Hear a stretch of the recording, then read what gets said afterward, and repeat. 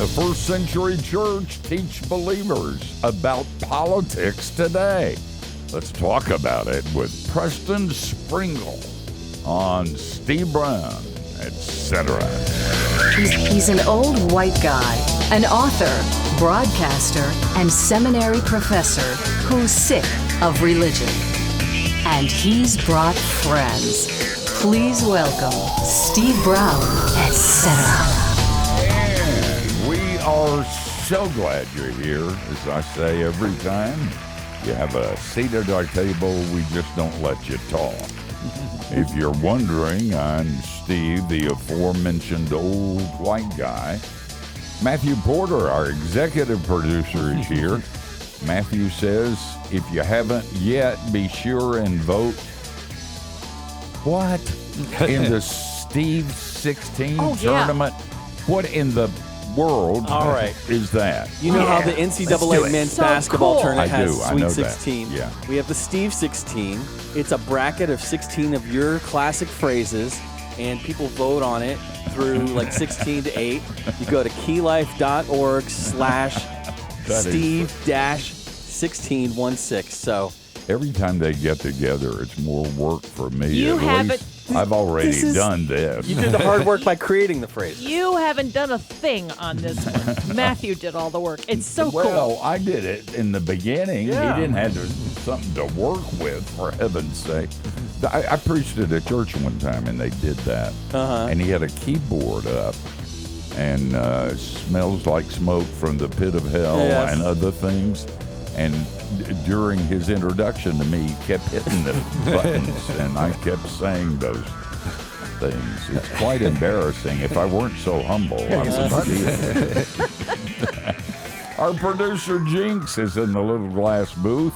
Jinx is trying to get our national motto changed from me pluribus unum to no shirt, no shoes, no problem. That's not going to happen. No, I think that's Florida's. It is Florida's. And our one-man IT department, John Myers, is in a tech bunker. John says we'll have human-level artificial intelligence by 2040. Maybe sooner if the bar keeps dropping. And Dr. George Bingham is the president of Key Life. George says that due to, this is so bad, man. It's true. It's a fact. That due to inflation, Thousand Island dressing is now 973 island dressing. And Kathy Wyatt is, of course, the soft feminine side of the program. Kathy, after our Easter episode, when you baked us carrot cake cookies, Matthew wrote a sonnet to your baking ability. Listen. Oh. How do I love thee? Let me count the weight. Oh, man. They make me say these things. Matthew, that one was pretty writes good. them, and Thank you. It's a check mark. We have a great guest today, one of our favorites, Dr. Preston Sprinkle. He doesn't mind being called Preston. I have always said that if somebody has a doctor, call them Mr. and see how they respond, and you will know how deep they are spiritually. Preston doesn't mind us calling him Preston. He's a biblical scholar, a speaker, a podcaster, and New York Times best-selling author. I've told him I like his books about sex better, but he insists on talking about something other than sex. He's also the co-founder and president of the Center for Faith, Sexuality, and Gender, and he got his Ph.D. in New Testament from Aberdeen University in Scotland and has taught theology at Cedarville University, Nottingham University, Eternity Bible College. Preston also hosts the Theology in the Raw. They take their clothes off, and it's a video. Theology in the Raw podcast, his latest book, which I hold in my nicotine-stained fingers, is entitled Exiles, The Church in the Shadow of Empire. Preston, I've been reading this book, and as you know, I'm pretty political and pretty much to the right. No, way to the right. And I knew I was going to be offended, and I wasn't. Instead of being offended, I became quite thoughtful about the themes of this book. Tell us, give us an overview. Give us the theme on your new book.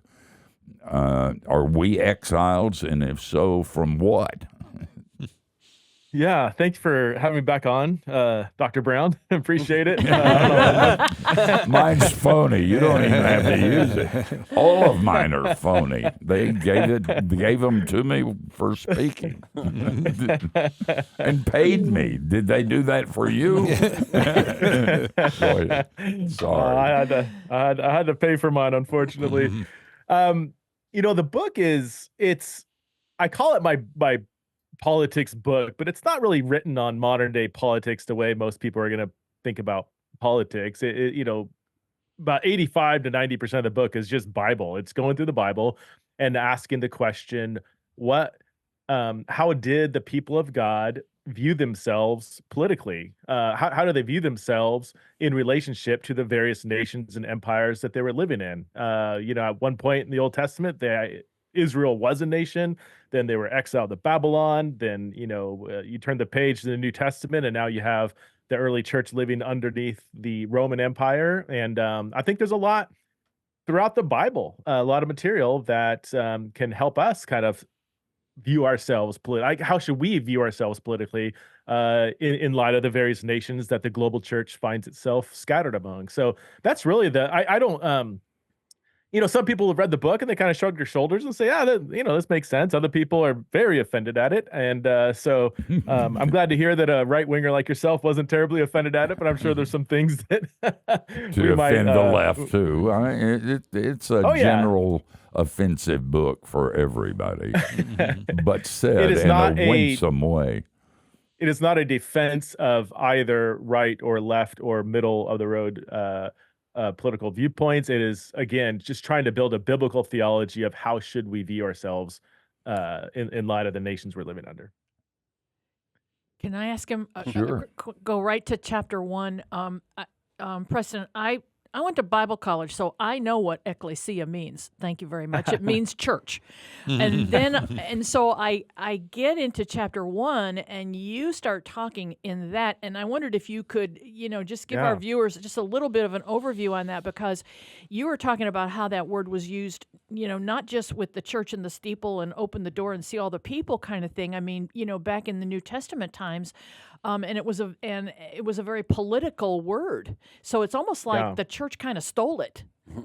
Yeah, that's a good way to put it.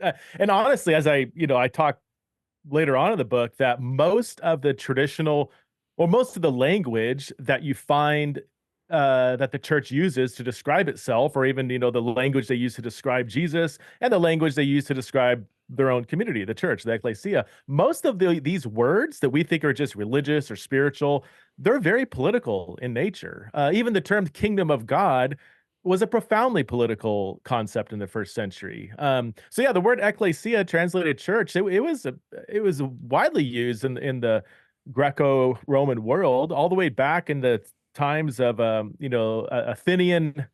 Athenian democracy, the days of Aristotle and so on.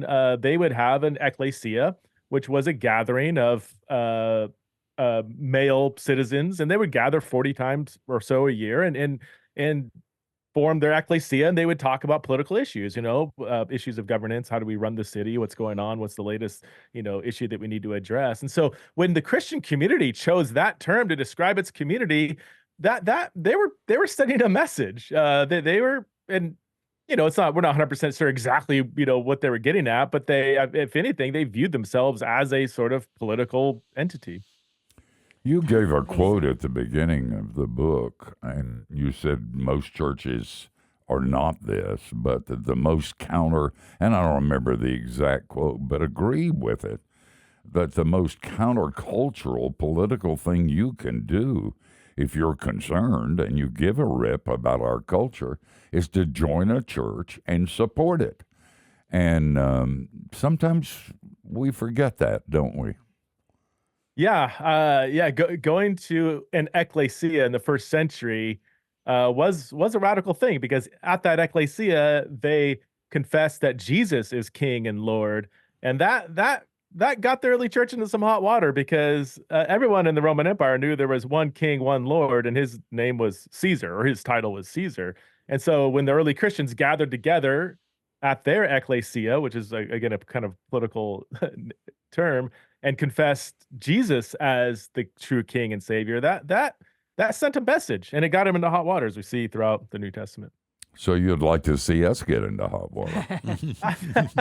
I think if we're truly embodying the radical way of Christ, I think that it should get us into hot water. Yeah.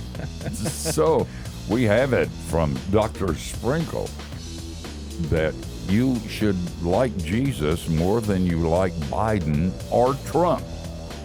We're going to talk about it on the other side of the break. The book is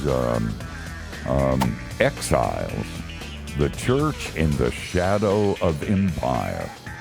And we're going to learn how to speak truth to power and defend everybody the way Preston Sprinkle offends people.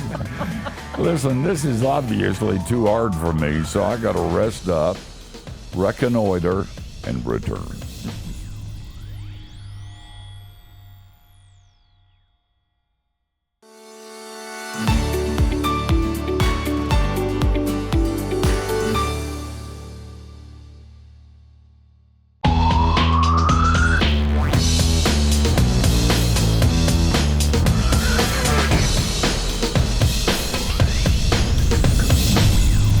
Hey, thanks for joining us.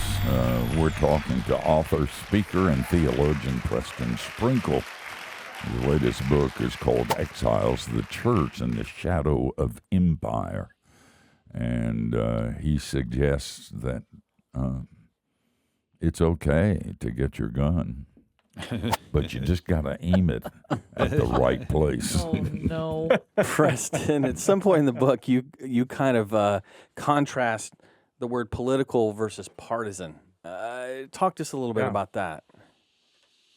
Yeah, there's a phrase that I often hear, Jesus wasn't partisan, but he was political. And I very much agree with that. In fact, much of the book is probably a defense of that point of view. So, I mean, political just happens to do with how societies or communities organize themselves. It doesn't have to do with modern Western partisan debates and stuff. That also is political, but the term political just has to do with how any kind of society or community, like a church, organizes itself around resources or questions around use of power, leadership, or even questions like, citizenship, like how does one join this community, and we think, like, when we think about immigration, how, on what grounds can people come into this country?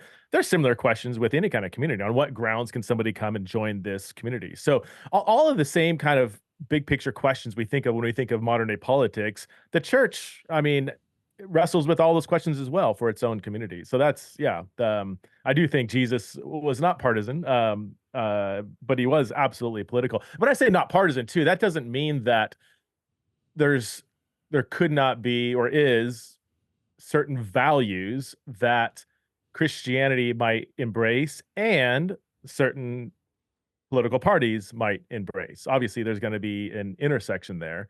And maybe, we can maybe talk about what those might be. But My pastor said on some political day, whatever your political views, it's good to remember that 250 million people disagree with you. That was kind of a sobering thought.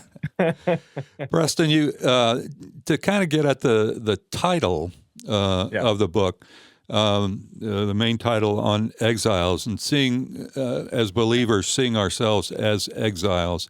How do you kind of balance that in with, for example, in Old Testament, when in fact the people of God were exiles in other countries, and were, encouraged to settle down, to get married, to support the city, and so forth. Talk about that balance. We're exiles, but we're not.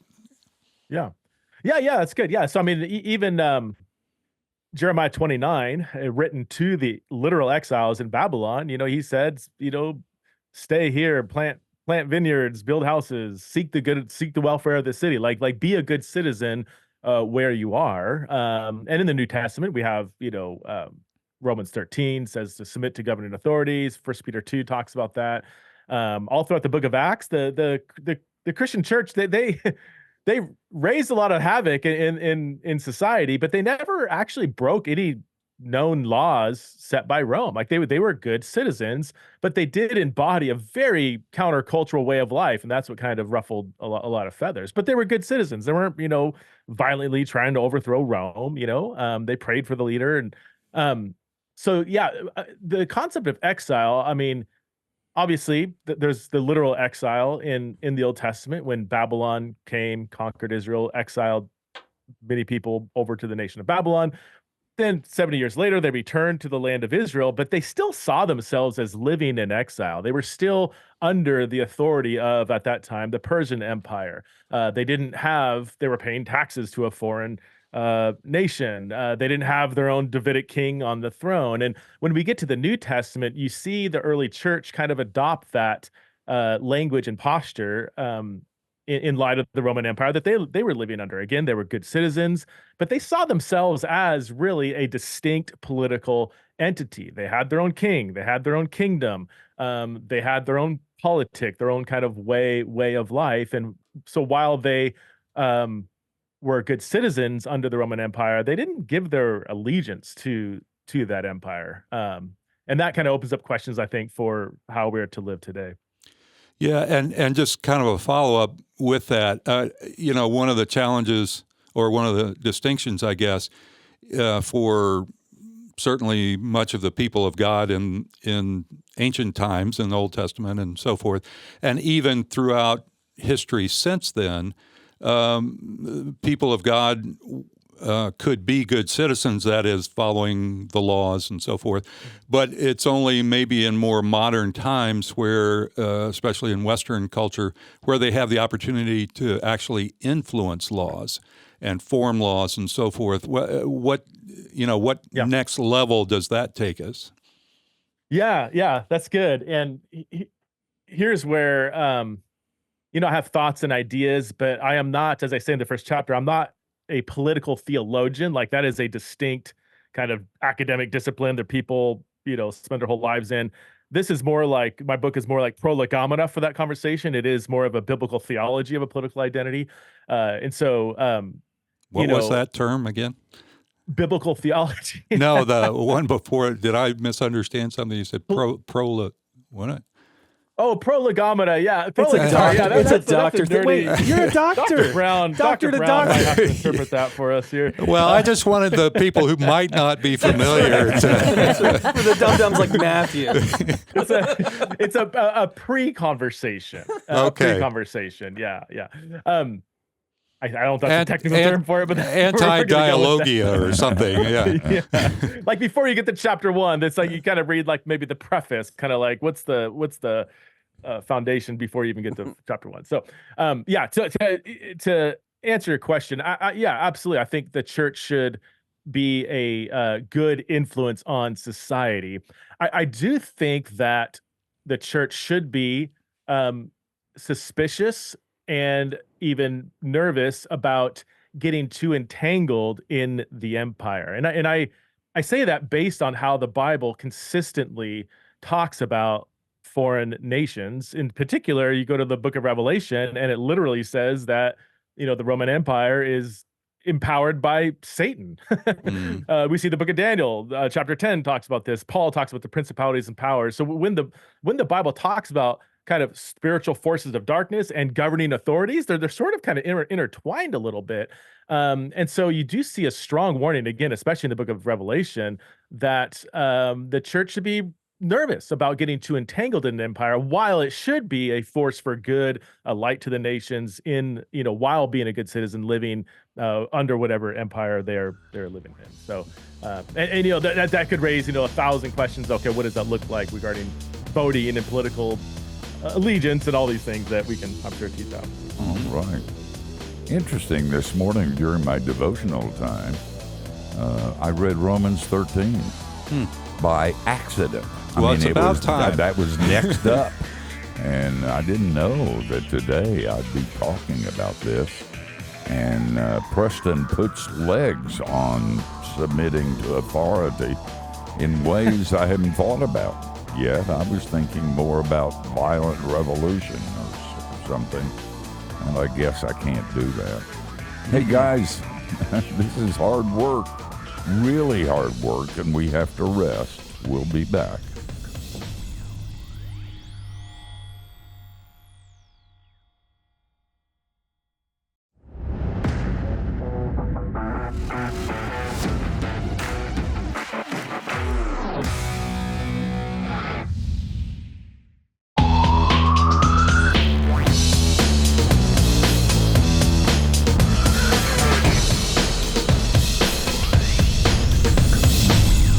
We're so glad you're here. It's a high compliment that you would pay us, that you'd spend an hour with us. We're hanging out with best-selling author Preston Sprinkle, and you can keep up with him at prestonsprinkle.com and on X, formerly Twitter, at Preston Sprinkle. They're really creative the way they make these places you can go on social media. No, very easy to find. Preston, you have a quote that's actually it's the first blurb in the book, and I really like it. It starts with the left and the right don't just want your vote, they want your soul. I'm like, okay, no lies detected. That's so true. I think that's true.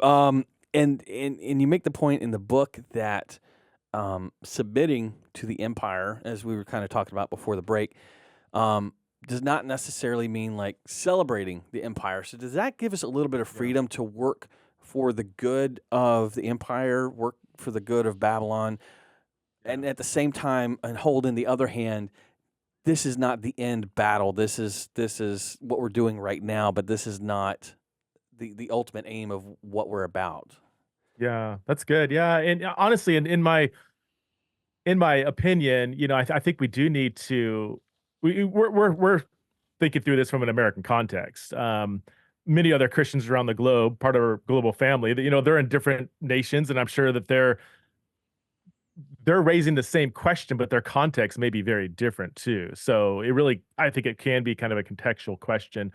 Specifically, what does being a good influence look like? Is it government involvement? Is it changing laws? Is it protesting certain laws? Or is it simply, living out our faith in such a robust way that the church is, having a massive influence on society? If you look at the early church, I think, George, I think you raised the question, in the olden days, back in the ancient times, the Christians didn't have the opportunity to really influence the government. But they made a pretty massive dent in society simply by being the church, by embodying God's political values inside the church. There's a quote from a Roman leader, I think it was Tacitus in the 2nd century, when Christianity really started to grow. And it grew because they accepted slaves as fellow citizens. They humanized women. They dignified the poor. They had an economic value that cared for people while also valuing hard work. I don't think biblical economics really fits perfectly inside either kind of left or right kind of camps, for what it's worth. But anyway, so the early church, without even having the ability to vote, without having the ability to, have a massive influence on the kind of politics of the Roman Empire, they did massively influence society. And to the point to where finally, Constantine said this movement is getting so out of control that maybe I need to join forces with the, Christianity. And, so yeah, Our plan worked at last. Yeah. So all that, to put a bow on it, I think there's just a lot of various questions we should ask ourselves of what government involvement or influence looks like in any kind of society that the church finds itself in. Mm-hmm. I know it's kind of a broad statement, but there's a sense in which we've been doing that from the beginning and still do. We feed more people in a week than anybody else feeds them in 15 years. We build hospitals and they don't. We build schools and we affirm women from something other than just having babies and cooking in ways, thousands, hundreds of thousands of ways around the world. But the world is still pretty much the same. Do you sometimes just get depressed and pessimistic and want to jump off a bridge? Or are you going to keep doing this?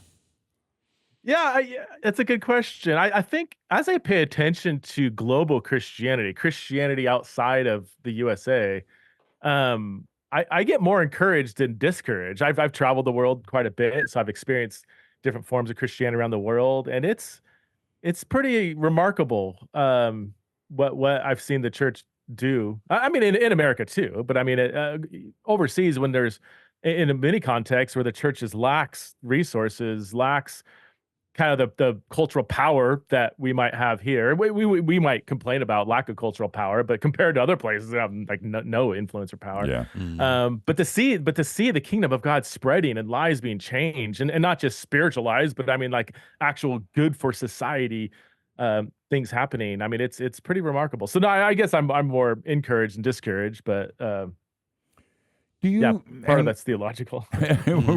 We'll talk about it on the other side of the break because we're coming up to that. But it seems to me that we live in a time where the demarcation line is a lot clearer, where what we say is good for society, others say it's destroyed society. What we say is moral, others say is immoral. What we say is good, others say is bad, and we're pretty divided on that, and it's right at that point. And I'd be interested in your comments when we get on the other side of the break. By the way, it's a book that'll make you think, and it's really, really good. Preston has a way of doing that without you getting spitting angry all the time, at least for me. Exiles. The church in the shadow of the empire. In other words, if Preston's right, minority rules.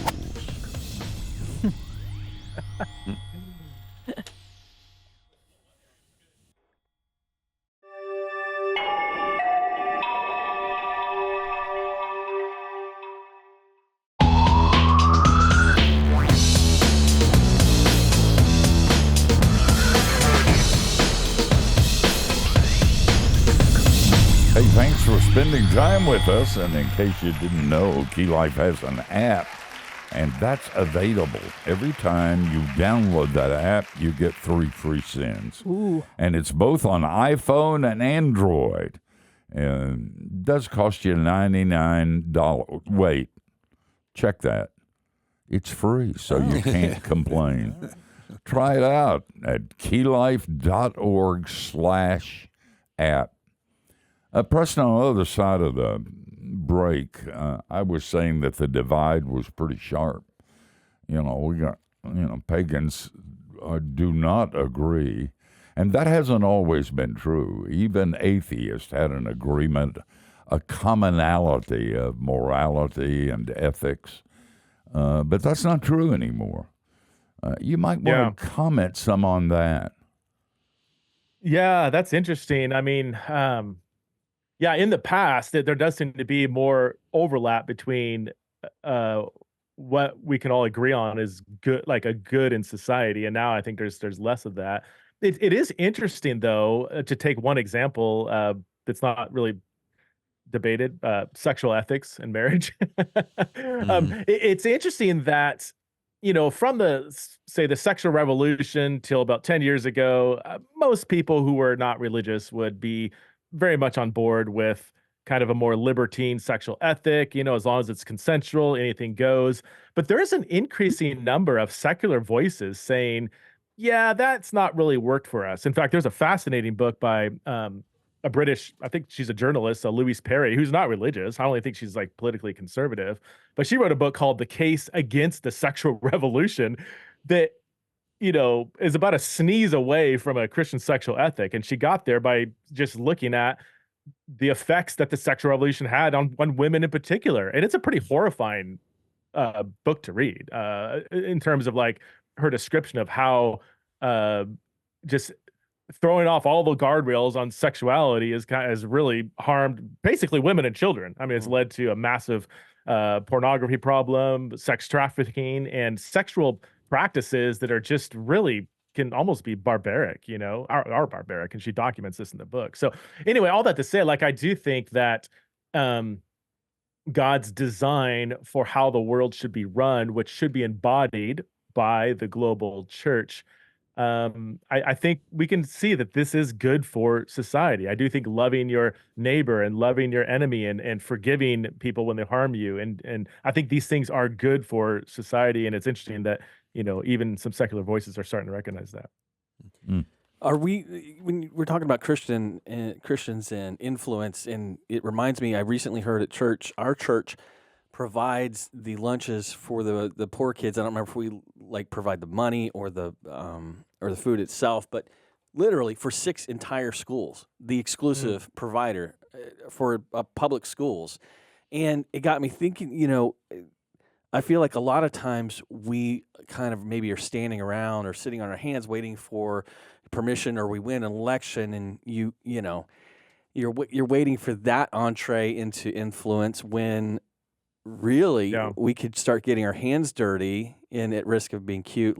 Maybe we need less Washington and more washing feet. Do we need to just stop waiting for the power and get down to it?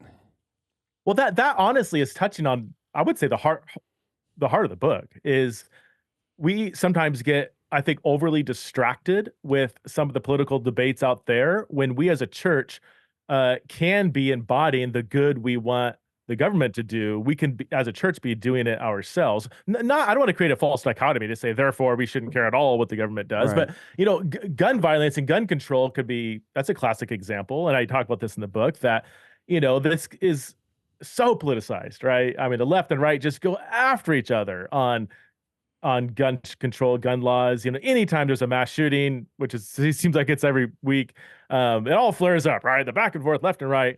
It's like, well, wait a minute. Like, whatever the solution is, we can say that, it's not good for people to be killed. That's not. I think we generally agree. School and start shooting. I think we have some common ground here. Yes. There's an awesome organization we all know about, there's a massive problem in South Chicago. Gun violence is rampant. I mean, and it gets so politicized, right?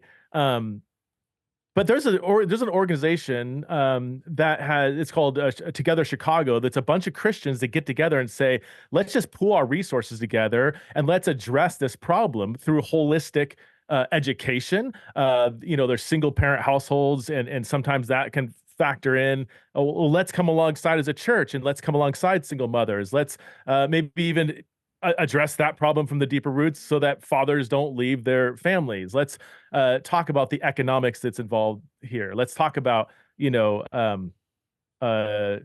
creating an environment where teenage kids aren't pulled into various gangs. Like let's kind of address the root of that. And they've made a massive dent in the problem of gun violence in South Chicago in particular. And they've done it without even trying to change laws. And maybe they would say, yes, changing some laws or not changing laws, whatever the political debate is, maybe that can play a role, but let's not get so distracted at this kind of political back and forth. Let's just do the work that Christ has called us to do. And there's many examples of organizations and churches and doing things like that. So that, I would say, again, not to the exclusion of not caring about what the government's doing, but like, let's just make sure we are focused on embodying the kingdom values that God's called us to. So good. Are you optimistic?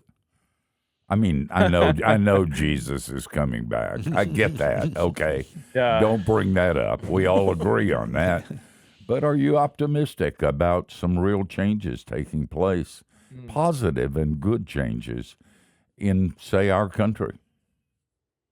I don't know. Maybe it depends on which question. We'll take that as a no. In other words, it's a no, right? Not even close. I think you said it. Well, I was really discouraged at the last two elections at how the church was it sort of cannibalized itself. I mean, so many churches were divided and over political disagreement that weren't even, I don't know what you guys even think about this, but I mean, I saw whole churches divide, like just destroy themselves over whether they should mandate a mask. It wasn't even like a debate about like the Trinity or something, or like the authority of Scripture. It was like, but literally, it was like. So I am discouraged that the church, I think, is losing sight of its main mission by disagreeing with other Christians of which side of the political aisle they are on. And I think I think Satan must be just cracking up. Like the gates of hell will not prevail against the church, and he knows that. But a mask might. It's like, what are we doing here? So, I don't know. Yeah, I'm discouraged about that. That's why I wrote my book. I wanted people to kind of rethink, like, not their political values necessarily, but their political allegiances. Oh man, such good. This is a great book. You ought to get it. Preston, thank you so much for being with us, and as always, thank you for writing the book. Hope you keep writing, we'll keep talking. Don't stop, okay? Don't take all the money you're going to make off this book. Just go out and party. Keep writing. Preston, God bless you, brother. Thank you, guys. Appreciate it. Hey, guys, we're going to come back and tell you who we're going to do it unto next week. And as always, you'll be astounded, astonished, amazed. You'll see.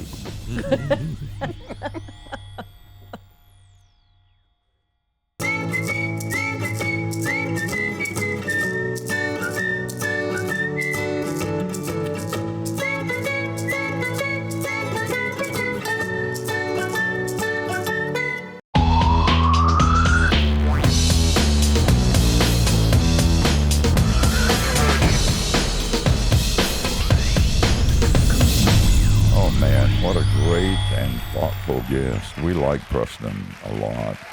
And he tackles the hard subjects. I had a student a good while ago who became a pastor of a church during the election that was really, really hot.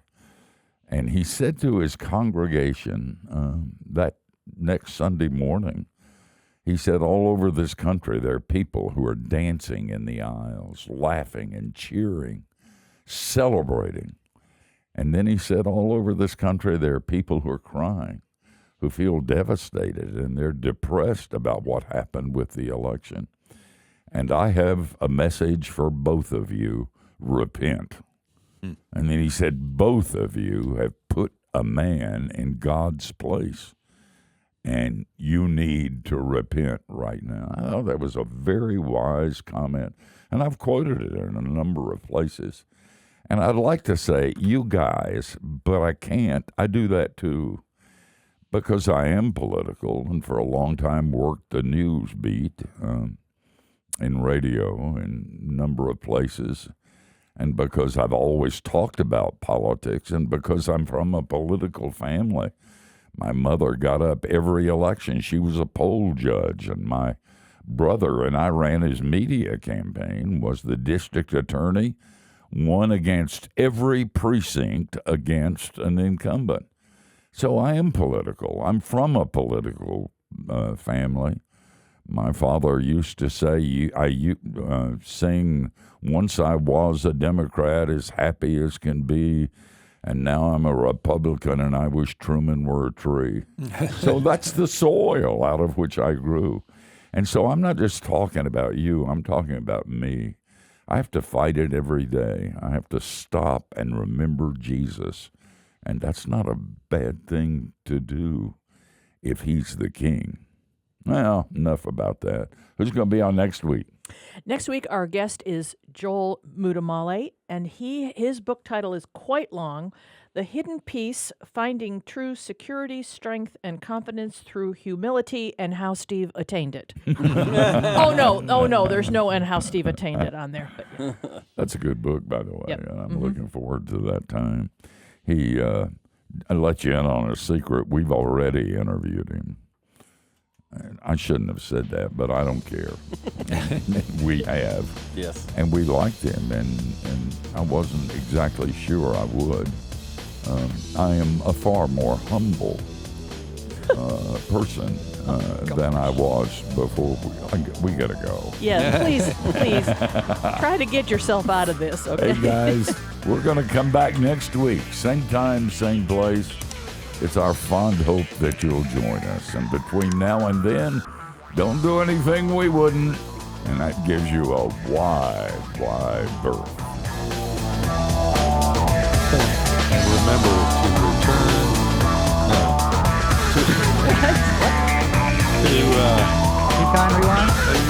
Raise your chairs and tables to the upright position. Reconnoiter and return. That's right.